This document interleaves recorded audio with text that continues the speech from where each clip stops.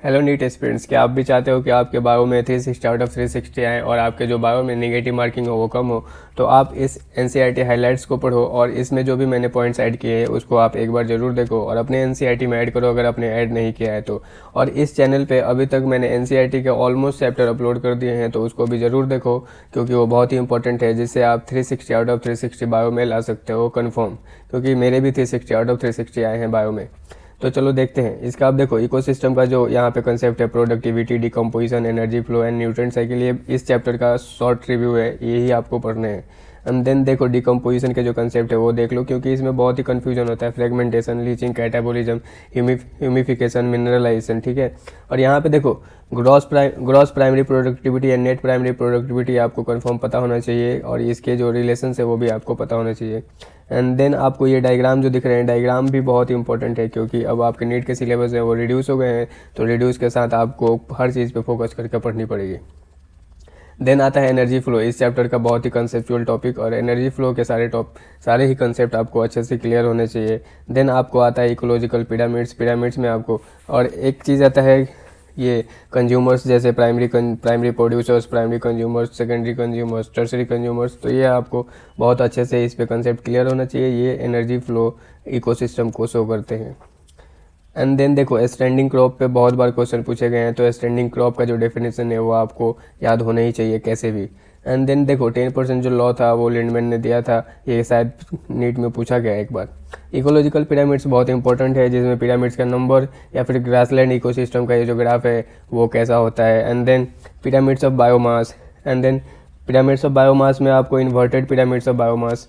तो बायोमास में ही क्या होता है, इन्वर्टेड और वर्टिकल पिरामिड्स होते हैं। तो इसमें देखो ट्री का जो पिरामिड्स होता है वो कैसा होता है, एक्वेटिक इकोसिस्टम का एक पिरामिड्स कैसा होता है, ट्री इकोसिस्टम कैसा होता है। एंड देन एक्वेटिक इकोसिस्टम, इसके जो कंसेप्ट है वो आपको उसके नंबर, बायोमास और एनर्जी फ्लो के बेस्ट होना चाहिए, क्योंकि वो कोई भी जो इकोसिस्टम पूछा जाएगा उसमें आपको पूछा जाएगा पिरामिड्स ऑफ नंबर बताओ इसका, या फिर पिरामिड्स ऑफ बायोमास बताओ, या फिर पिरामिड्स ऑफ एनर्जी बताओ, तो वो आपको पता होना चाहिए। एंड देन देखो इकोलॉजिकल सक्सेशन में जो निके का कंसेप्ट है वो बहुत ही इंपॉर्टेंट है।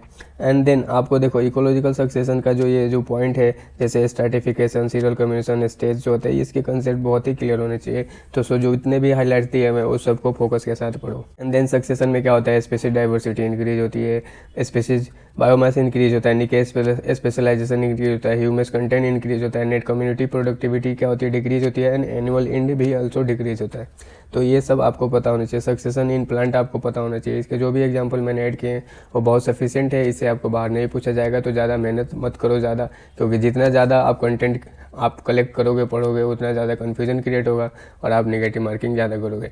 तो नीट में नीट में नेगेटिव मार्किंग से बचना बहुत इंपॉर्टेंट होता है, तभी आप अच्छे रैंक ला सकोगे और नीट में सिलेक्ट हो पाओगे। न्यूट्रिएंट साइकिल भी एक इंपॉर्टेंट पार्ट है इस चैप्टर का। तो न्यूट्रिएंट साइकिल में आपको गैसियस और सेडिमेंट्री आपको पता होना चाहिए, और इसके जो भी साइकिल्स हैं जैसे कार्बन साइकिल्स, फॉस्फोरस साइकिल के कंसेप्ट आपको पता होना चाहिए। एंड देन देखो ये ग्राफ जो दिख रहा है आपको, यहाँ पे लीटर फॉल को मैंने हाईलाइट किया है। एंड देन अपटेक रनफॉल, ये एक बार नीट में प्रीवियस ईयर क्वेश्चन पूछा गया है, जहाँ पे लीटर फॉल को गायब कर दिया और ऑप्शन में दे दिया कि यहाँ पे क्या होगा। तो ऐसे भी क्वेश्चन पूछे जा सकते हैं। लास्ट टॉपिक है इकोसिस्टम सर्विस। इकोसिस्टम सर्विस पे भी कई बार क्वेश्चन पूछे गए हैं, तो इसके भी कंसेप्ट आपको क्लियर होने चाहिए। एंड कुछ इंपॉर्टेंट पॉइंट जो मैंने लास्ट में ऐड किए, इसको भी अपने एनसीईआरटी में ऐड करो। So all the best NEET aspirants. अगर आप नीट एस्पिरेंट्स हो तो इस चैनल को सब्सक्राइब कर दो और अपने नीट एस्पिरेंट दोस्तों को शेयर कर दो। एंड अदर चैप्टर्स के जो एनसीईआरटी के हाईलाइट्स है वो ऑलरेडी अपलोडेड किए गए हैं, तो उसके लिए आप प्लेलिस्ट में जाकर देखो, सारे चैप्टर आपको मिलेंगे। So all the best NEET aspirants.